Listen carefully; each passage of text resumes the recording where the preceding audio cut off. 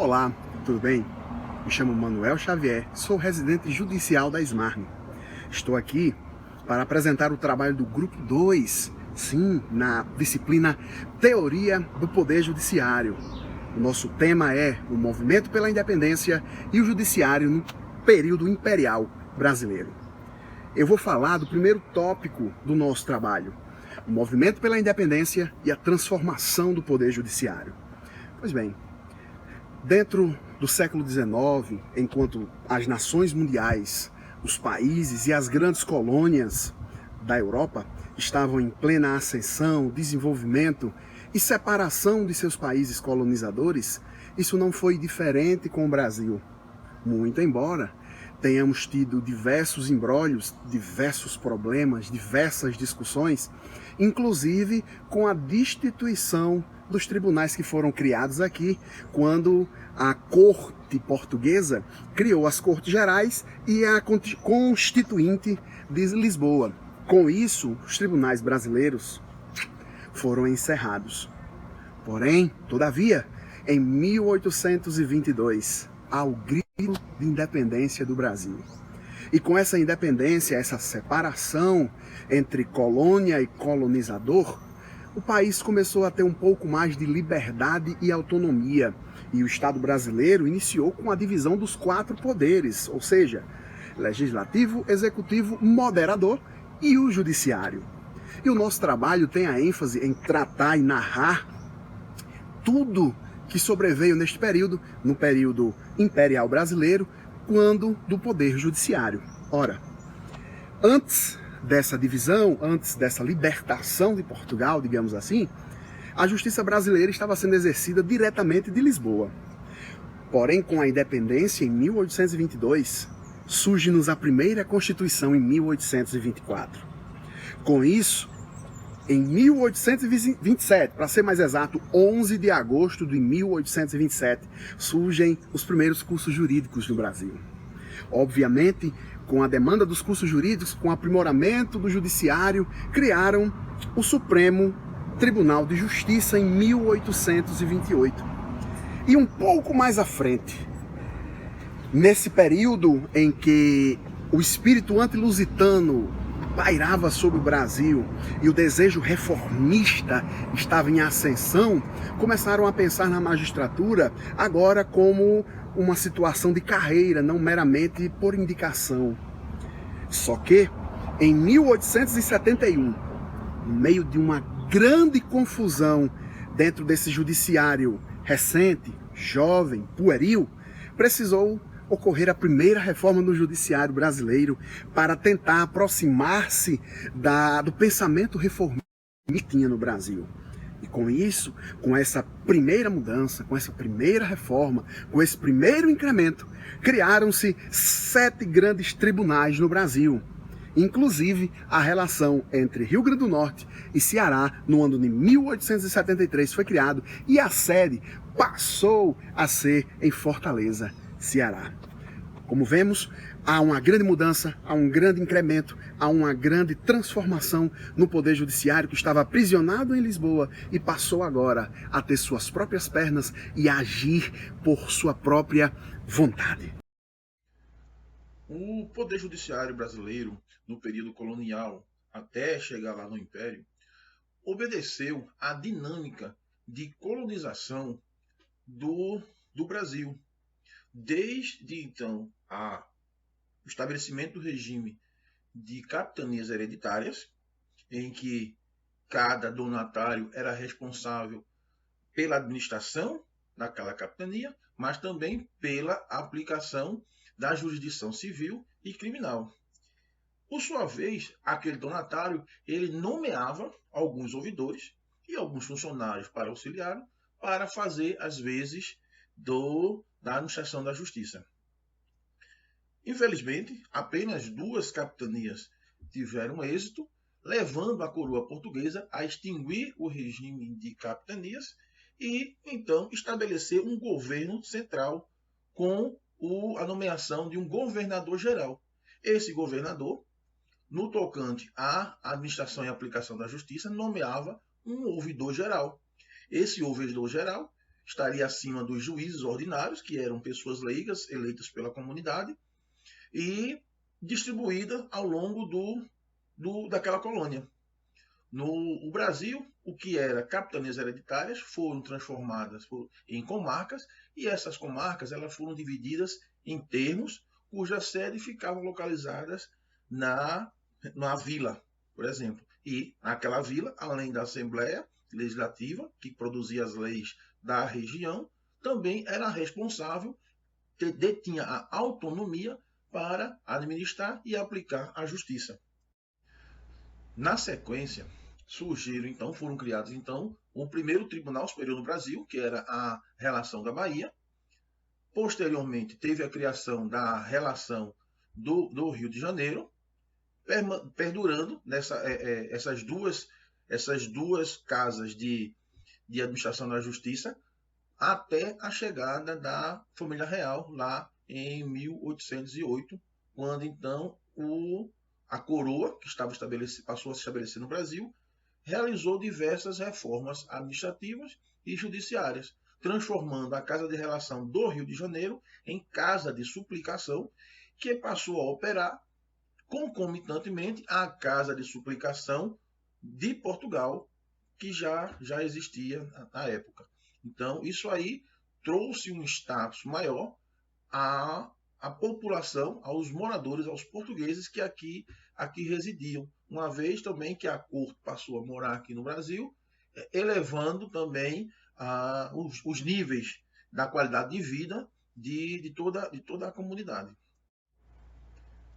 Partindo do princípio que no período colonial os magistrados eram apenas servidores subordinados à coroa, não possuindo qualquer tipo de autonomia e independência perante a autoridade máxima, que era o Estado absoluto monárquico, né? Ou seja, o rei.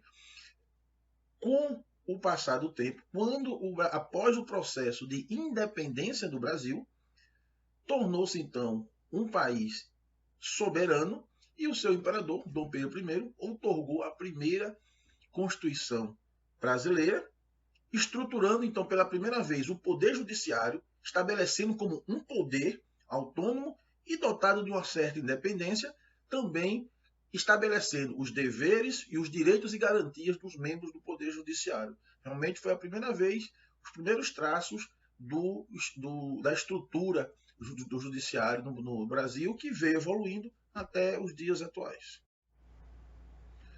No entanto, essa Constituição, outorgada em 1824, também criou um poder moderador, que interferia nas esferas, nas funções típicas dos demais poderes, do Executivo, do Legislativo e do Judiciário, inclusive anulando ou reformando sentenças condenatórias ou absolutórias proferidas pelo Judiciário.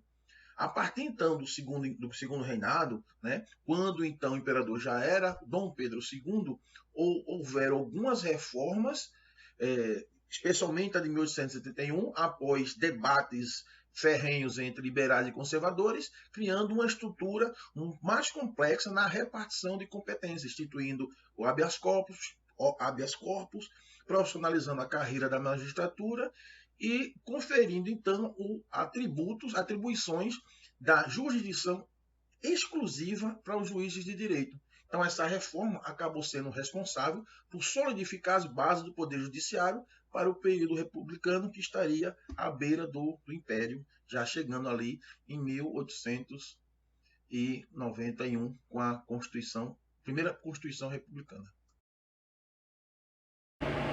Olá, meu nome é Lívia Siqueira, sou residente da pós-graduação da SMARN com o UFRN e estou aqui para dar continuidade ao trabalho apresentado, falando acerca da Constituição de 1824 e o Poder Judiciário.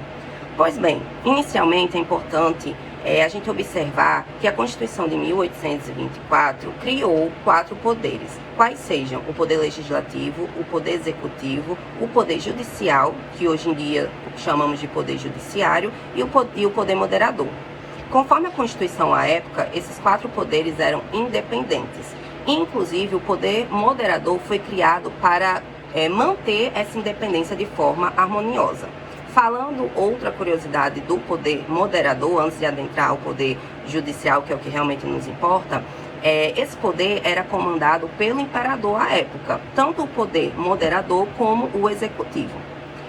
Adentrando ao poder judicial, podemos falar que uma das principais características é que, logicamente, era composto por juízes e por jurados. Os jurados tinham a incumbência de analisar os fatos, enquanto que os juízes tinham a competência de aplicar as leis da época. Também é importante ressaltar que existiam duas competências, tanto a civil como a criminal. Também existia uma espécie de segunda instância, que hoje em dia poderia ser comparado aos tribunais de justiça, que se chamavam tribunais de relação, onde lá eram revistas as sentenças proferidas por esses juízes. Outra curiosidade também é que a Constituição de 1824 já previa os juízes de paz e os juízes de arbitragem. Os juízes de arbitragem eram para caso as partes, de forma espontânea, quisessem, de forma amigável, resolver os conflitos antes mesmo da judicialização. E já os juízes de paz eram uma espécie de, digamos que, de audiência de conciliação prévia à audiência principal do processo, pois até que o processo chegasse ao juiz e para ser julgado, tinha que necessariamente tentar essa conciliação. E isso era feito através dos juízes de paz. Outra curiosidade também é que, através da Constituição de 1824, começou a ser criado as prerrogativas, as garantias institucionais e constitucionais dos juízes, dos membros do Poder Judiciário. Para se ter uma noção, à época foi criado tanto a vitaliciedade e a perpetuidade. E além disso, apenas por sentença que o juiz poderia perder seu cargo. Só que isso ainda não garantia a total independência do Poder Judicial naquela época. Digo Poder Judicial porque a época era essa nomenclatura. Pois bem, por que não era garantido essa independência? Porque ainda assim o imperador, através do poder moderador, poderia rever essas sentenças e também poderia, inclusive, suspender a atuação de um juiz. Então, querendo ou não, o Poder Judiciário perdia a sua independência e ficava muito à mercê das vontades do imperador, através do Poder Executivo e principalmente do Poder Moderador. Dando um exemplo, caso saísse uma sentença contra uma pessoa de status à época e que o imperador conhecesse, ele poderia muito bem rever essa sentença e modificá-la, tirando totalmente a independência, como já dito, do poder judicial. Então, essa independência ficava um pouco mitigada. Era uma forma de, na verdade, de uma independência formal, porque materialmente falando não existia tanto. A gente vê que o sistema de freios e contrapesos criado por Montesquieu não era utilizado muito à época como hoje em dia, né, que faz parte do nosso ordenamento jurídico. É importante também mencionar que em 1828 foi criado o STJ. Só que à época o STJ não tinha um papel como hoje, de rever ações em relação a quando ferir leis federais e tudo mais. Ele tinha certas competências atribuídas à época pela Constituição de 1820, pelas leis, perdão, e só apenas em 1875 é que pôde o STJ rever decisões dos tribunais de relações das províncias, ou seja, as decisões da segunda instância daquela época. Era uma espécie, então, de recurso especial criado. Então, só em 1875 é que o STJ teve essa função. Inclusive, os juízes de primeira e segunda instância, de primeiro e segundo grau, eles não podiam interpretar a lei. Só quem podia interpretar a lei à época era o Poder Executivo. Então, isso acabava que tirava, mais uma vez, a independência do Poder Judicial e também dificultava o trabalho dos juízes, já que na época não existia uma jurisprudência, e até mesmo para formalizar essa jurisprudência era difícil, já que eles não podiam sequer analisar, né, interpretar essas leis. Então, basicamente, as principais informações, os principais tópicos do Poder Judicial na Constituição de 1824 são esses, e é isso. Agradeço a atenção e até mais.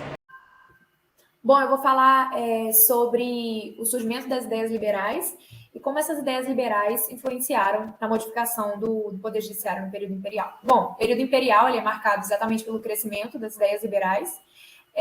Esse crescimento das ideias liberais ele tem como, digamos, ponto inicial, o movimento da independência. O povo brasileiro se vê independente da colônia e começa a querer formar o seu próprio corpo burocrático. Então, nós adquirimos até um pouco no sentimento anti-lusitano. A gente quer interferir nos poderes, os próprios brasileiros terem influência nos poderes.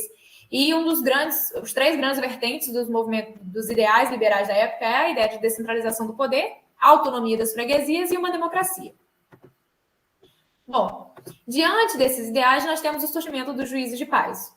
Os juízes de paz têm como principal função exatamente enfraquecer essa herança lusitana na administração. Por que eu digo isso? Porque os juízes de paz eles passam a ser eleitos. Os juízes de paz eles são eleitos nas freguesias, que são com territórios um pouco mais afastados do Império, e em razão dessa distância territorial, nós temos uma autonomia muito maior por parte desses juízes de paz, e que, por essa razão, eles conseguem resguardar melhor a Constituição frente aos abusos do imperador. Então, na época, esses juízes de paz eram vistos realmente como heróis, como os protetores da Constituição.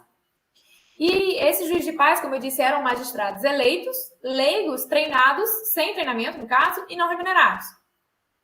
As competências desses juízes de paz, elas eram tão amplas que acabam sendo um pouco conflitantes. E por que eu digo conflitantes? Porque elas eram competências ao mesmo tempo muito importantes, algumas eram de extrema relevância, como, por exemplo, demarcação de terra, resolução de demandas sobre escravos, e, em contrapartida, nós temos questões como, por exemplo, o juiz era responsável por guardar a moral do Estado, por cuidar de bêbados e prostitutas, questões que não eram para ser levadas ao Poder Judiciário. E essas competências elas são cada vez mais ampliadas, por exemplo, pela Lei 20 de outubro de 1831, que estabelece que o juiz de paz ele tem competência para julgar os outros juízes de paz em caso de violação da lei diante da função. 23 de outubro de 1831, nós temos que dá competência ao juiz de paz para analisar a questão do processo de naturalização. 25 de outubro de 1881, acho que foi a lei esparsa mais criticada da época, que dá competência ao juiz de paz para julgar a ação penal pública. Essa competência é muito julgada pelos juristas e doutrinadores da época pela questão de que, como ele é um juiz leigo e sem treinamento, como ele poderia ser um juiz capaz de julgar uma questão tão importante como a questão penal. Bom, em contrapartida, ao mesmo passo em que você tem a dilação das competências do juiz de paz, inversamente nós temos a redução das competências dos juízes ordinários. E por que isso ocorreu? E por que isso condiz tanto com os ideais liberais e com os desejos que os liberais queriam à época? Porque os juízes ordinários, que eram os principais detentores das competências jurisdicionais no período colonial, eles eram juízes indicados pelo imperador. Então, era o retrato da vontade do imperador. Então, o juiz ordinário, ele mantinha muito o poder centralizado, ele enfraquecia muito a autonomia das freguesias. E aí, como os ideais liberais queriam reduzir isso, esse poder centralizado e essa falta de autonomia, vem o juiz de paz exatamente para limitar as competências dos juízes ordinários. A lei que regula inicialmente o juiz de paz é a lei de 15 de outubro de 1827. Outro grande mecanismo que influenciou muito para a defesa dos ideais liberais foi a formação do Conselho dos Jurados. O Conselho dos Jurados ele possibilita que o povo ele participe diretamente do Poder Judiciário. Uma das primeiras, é o que nós conhecemos hoje como Tribunal do Júri.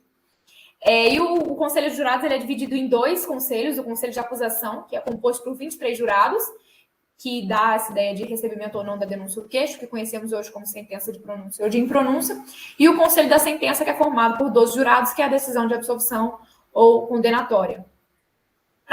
Para que se seja jurado à época, exigiam alguns requisitos, como, por exemplo, ser eleitor, ter probidade e ter, ser benquisto pela sociedade. Posteriormente, se eu não me engano, em 1832, exigem-se mais novos dois requisitos: a questão censitária, a questão de renda e a questão de alfabetização. O Conselho dos Jurados ele é extinto em 1842. Bom, eu fiz um breve relato desses institutos extremamente importantes e que demonstram fortemente os ideais liberais da época e como eles influenciaram na formação desses institutos jurídicos. Porém, apesar de toda a evolução trazida pelos ideais liberais e toda a boa intenção que compõe esses ideais, eles não eram realizados em toda a sua magnitude, em todas as suas intenções, pela questão do voto censitário. Porque esses dois institutos jurídicos, apesar de muito revolucionários e que possuem reflexos até hoje, eles não eram concretizados por completo, porque o voto à época era um voto censitário. Então, por exemplo, para que você eleja o juiz de paz, é necessário que você tenha uma renda mínima para poder votar. Para que você participe do conselho de jurado, é necessário que você seja eleitor, e para ser eleitor você precisa de uma renda mínima. Então, nós vemos que, apesar da criação desses institutos muito modernos, só quem participava desses institutos à época eram as oligarquias e elites da época. Bom, acho que ficou claro esses dois institutos e como os ideais liberais influenciaram na formação desses institutos. Utilizamos como referência esses dois livros, A Instituição do Júri no Império e esse artigo sobre o juiz de paz imperial. Espero que tenham gostado. O período do regresso e o retorno dos juízes ordinários. Com o advento e reconhecimento constitucional do juiz de paz, houve uma redução dos juízes ordinários. Uma primeira consequência dessa redução foi o enfraquecimento da influência do poder central, mercê do objeto da corrente liberal, no sentido de afastar a herança lusitana de um governo centralizado. Escapava à aceitação conservadora que a formação de culpa em crimes dolosos fosse feita por uma autoridade eleita pela comunidade local, sem qualquer interferência do governo. Outro efeito decorrente da difusão do poder dentro da província para esses ponderados locais, beneficiários, principalmente pelas atribuições eleitorais do juiz de paz, foi a aprovação de leis pelas assembleias provinciais, dispondo sobre a possibilidade conferida, ainda que de forma bem genérica, pelo ato adicional de livre nomeação dos prefeitos pelo presidente da província, até porque aqueles também exerciam as atribuições policiais. Foi a chamada Lei dos Prefeitos. Dessa forma, esse período foi tingido por muita instabilidade política e social, atentados, desordens, motins e revoluções, o que reforçou e desacreditou o mérito da reforma, não somente entre os conservadores, mas igualmente entre alguns liberais da época, até mesmo em razão de crescente preocupação com a ordem pública e unidade nacional. Adveio, então, a regência do conservador Araújo Lima, a Lei nº 105, de 12 de maio de 1840, que materializa o regresso, impondo importantes alterações no ato adicional. Anunciada como a lei de interpretação deste, a medida promulgada pelo regente Uno, a despeito de indicar interpretações, acaba por restringir as atribuições antes asseguradas às assembleias das províncias, inclusive quanto à possibilidade de criação de cargos. No que se refere ao regime de magistratura, esclareceu que a membros das relações e tribunais superiores não estavam subsumidos à autoridade provincial. O artigo 4º dizia isso. Quanto aos juízes ordinários, restringiu sobremaneira o procedimento de suspensão de demissão, exigindo a fundamentação legal apropriada e anterioridade à norma legal, violada pelo magistrado. Isso está presente nos artigos 5º e 6º. O que se convencionou designar de Segundo Império ou Segundo Reinado, quando, por efeito do golpe de maioridade, o imperador Pedro II assumiu o trono, com 15 anos incompletos, já sob o império de Dom Pedro II, que modificou o Código do Processo Criminal, instituindo logo de saída a figura do chefe de polícia, escolhido, reformula de forma aguda toda a organização judiciária protagonizada pelos juízes de paz, que tornaram a exercer apenas algumas das funções conferidas pela Lei de 1827, norma regulamentadora do dispositivo constitucional e que, de acordo com o Flore, assinalou o começo da reforma da ascensão dos liberais. E não tardou ao advento de projetos objetivando algumas alterações na organização judiciária em destaque. Todavia, somente em 20 de setembro de 1871, com a edição da Lei número 2033, regulamentada pelo decreto de número 4.824, de 22 de novembro do próprio ano de 1871, é que veio ocorrer reforma importante no texto legal de 1841. Se, desde o projeto de lei que resultou no Código de 1832, estava presente forte oposição da magistratura profissional, o regresso conservador contou com este mesmo extrato de apoio da Câmara dos Deputados, em que os magistrados representavam cerca de 40% da representação, o que revela a proximidade e o suporte dado ao pensamento conservador e centralizador pelos representantes da magistratura imperial. É preciso, contudo, ter presente o elemento contraditório desse viés. Isso porque, em território tão vasto, é de supor a evidente impossibilidade de uma administração eficiente em todos os recantos do Brasil.